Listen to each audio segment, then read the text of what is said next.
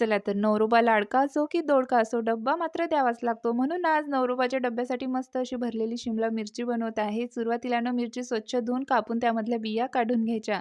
नंतर पाट्यावरती लसूण, जिरं, अद्रक, कोथिंबीर, भाजलेले पांढरे तीळ, धने सोबतच किसलेलं सुकं खोबरं, त्यानंतर भाजलेले शेंगदाणे हे छान पाणी न घेता जाडसर वाटून घ्यायचं. मग वाटलेल्या वाटणामध्ये थोडीशी हळद, लाल तिखट आणि भाजीला छान चव येण्यासाठी मी वापरला माऊली मसाले यांचा काळा मसाला आणि गरम मसाला. भाजीत हे मसाले वापरल्यावर दुसरे मसाले वापरण्याची गरज नाही. अप्रतिम चवीचे मसाले आहेत. तुम्हाला जर का घ्यायचे असतील स्क्रीनवरती त्यांचा नंबर दिसतोय तिथून ऑर्डर करू शकता किंवा माऊलीमसाले.com वरूनही ऑर्डर करू शकता. सोबतच बायोमध्ये लिंक सुद्धा दिली आहे. आता तयार वाटणामध्ये मसाले घालायचं, थोडंसं मीठ घालायचं, तेल घालायचं आणि हे व्यवस्थित मिक्स करून शिमला मिरचीमध्ये भरून घ्यायचं.